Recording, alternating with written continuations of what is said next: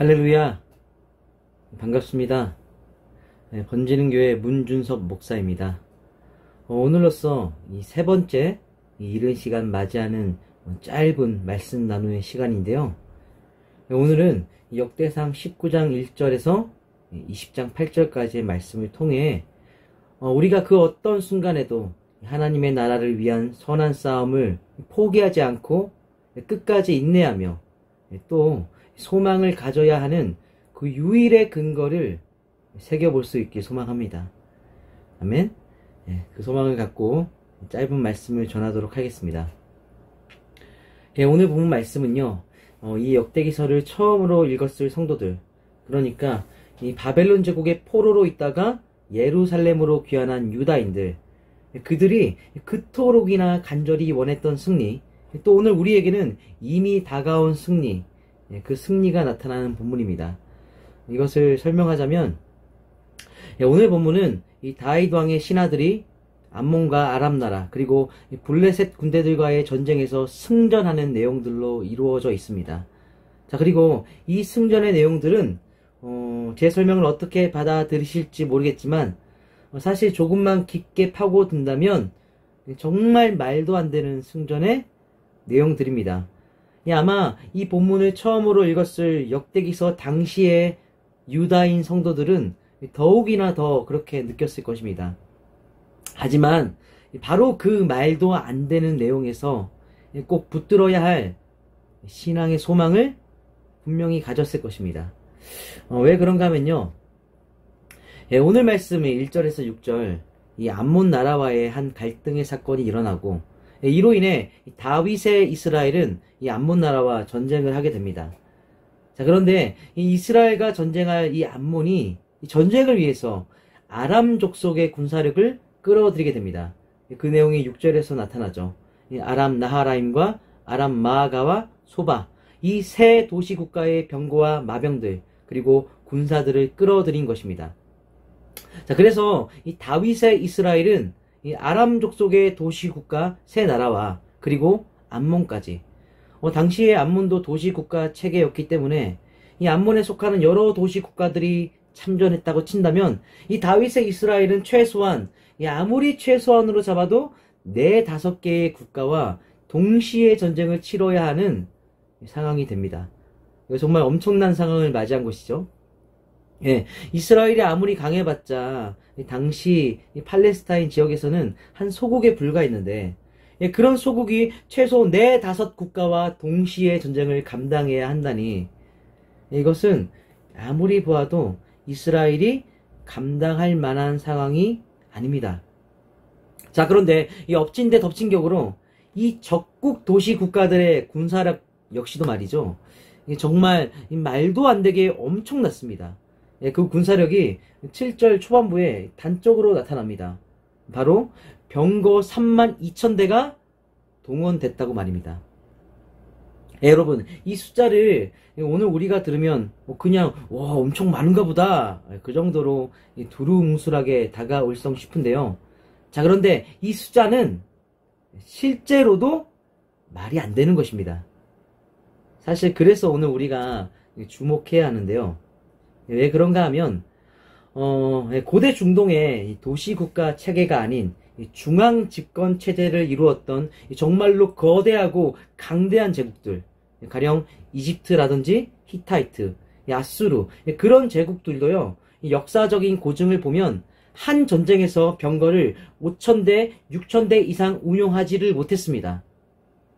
이것은 어쩔 수가 없는 것이, 이 병거 한 대에는 말이 2마리에서 4마리, 또 그 위에 탑승하는 인원이 2명에서 최대 4명까지 탑승 인원이 붙는데, 그런 병거 군대를 운영하려면 얼마나 많은 인력과 자원이 필요하겠습니까? 자, 그래서 이 거대한 제국들도 연합군을 동원해야 겨우 수천 대 정도만 운영할 수 있는 것이 병거 군대입니다. 자, 그런데 이 오늘 본문 말씀, 그런 제국도 아니고 그보다는 분명히 못했을 도시 국가들이 무려 병거 32,000대를 운영해서 한 소국 이스라엘을 공격한다니, 이것은요 당연히 당시 상황상 말이 안 됩니다.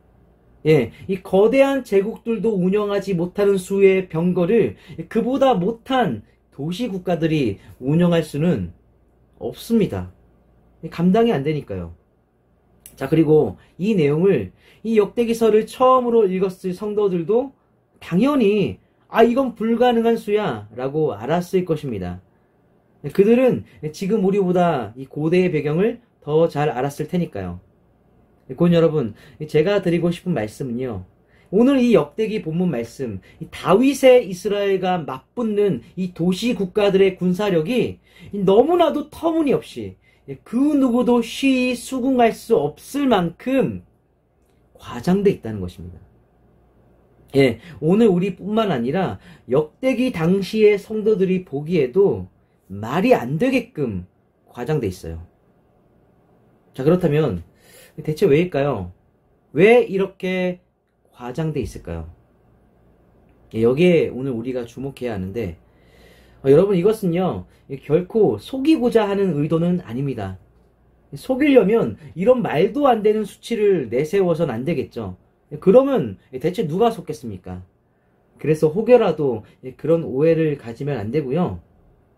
여러분, 이것은 사실 오늘 본문이 갖고 있는 메시지를 더욱더 강조해서 나타내기 위한 과장법적인 표현입니다. 과장법적인 표현이에요. 예, 성경이 쓰여진 고대에는 속이는 것이 목적이 아닌 메시지를 강조하기 위한 과장법들이 자주 쓰였습니다. 그리고 오늘 본문도 그런 표현법의 본문인 것입니다.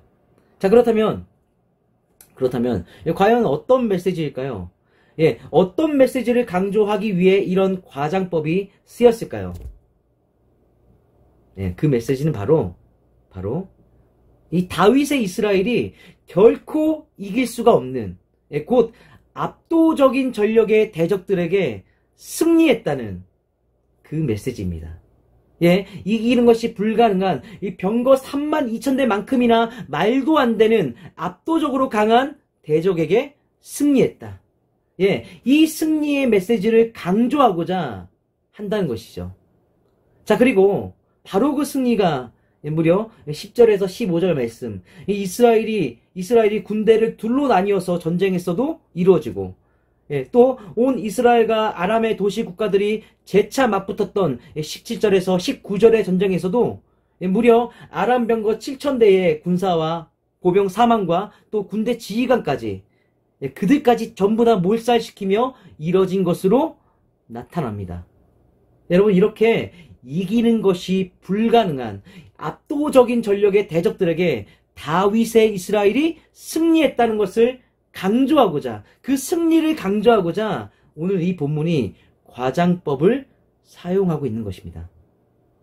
참고로 이어지는 역대상 20장 2절 말씀, 다윗이 이 암몬 왕의 왕관, 곧 금 1달란트 무게의 왕관을 빼앗아서 자신의 머리에 썼다는 것도 과장법적인 표현입니다.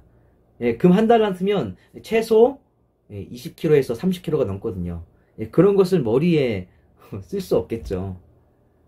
이 역시도 그런 엄청난 왕관을 쓰는 대적을 다윗이 굴복시켰다는 것을 강조하기 위한 과장법입니다. 자, 그렇다면 이제 여기서 진정으로 중요한 것이, 여러분, 대체 왜일까요? 왜 오늘 본문은 그런 승리의 메시지를 강조하여 전달할까요? 그 이유가 오늘 가장 중요한데요. 여러분, 잘 기억하십시오. 그 이유는 바로 이 역대기를 보는 모든 성도들에게 다윗과 같은 왕을 소망하도록 하기 위함입니다. 다윗과 같은 왕을 소망하도록 하기 위함이다.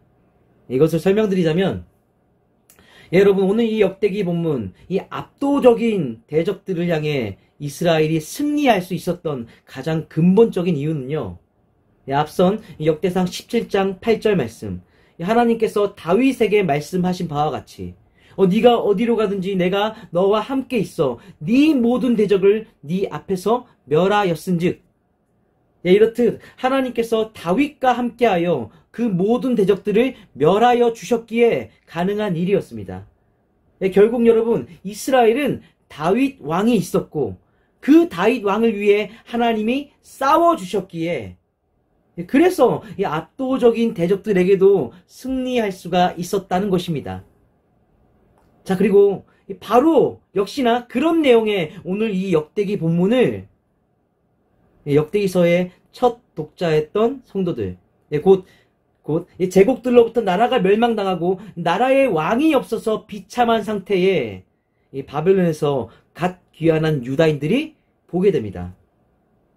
예, 여러분, 그들이 오늘 이 역대기 본문을 보며, 이 본문을 보며 과연 어떤 소망을 가졌겠습니까? 예, 아마도 이런 소망을 갖지 않았을까요? 우리에게 다시 한번 다윗과 같은 왕이 등장한다면, 하나님께서 다시 한 번만 다윗과 같은 왕을 우리에게 주신다면, 그러면 그 어떤 압도적인 대적을 향해서도 승리할 수 있는, 결코 멸망당하지 않는 하나님의 나라를 이룰 수 있겠구나. 예, 그런 소망을 갖지 않았을까요? 예, 이 소망이 굉장히 간절했을 것입니다. 예, 그들은, 그 첫 성도들은 나라가 없는 상태였고 왕이 없는 상태였으니까요. 예, 그래서 그들에게서 하나님이 세우실 다윗과 같은 왕을 소망하는 메시아 사상이 움텄겠죠. 자, 그리고 그들의 그 소망을 따라 이 역대기서가 저작된 지 300년에서 400년의 시간이 지나 하나님은 그 역대기의 성도들이 소망했을 다윗과 같은 왕을 결국엔 주시게 됩니다. 예, 그 왕이 누구입니까? 바로 예수님이죠. 우리의 왕 예수님. 자, 그래서 오늘 이 역대기 본문은 우리를 향해서도 중요한 메시지로 다가오게 되는데요. 여러분, 오늘 이 본문을 보며 오직 이 내용들만 명심하셨으면 합니다. 제가 요약하겠습니다. 예, 오늘 이 역대기 본문, 이스라엘은 이기는 것이 불가능한 압도적인 전력의 대적들을 향해 승리합니다.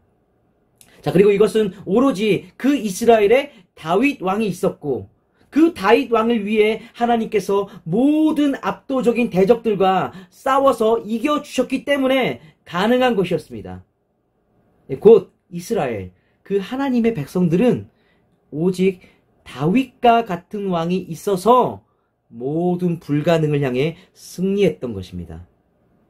자, 그런데 여러분, 그런 승리의 왕이 이미 오늘날 우리에게도 있는 것이죠.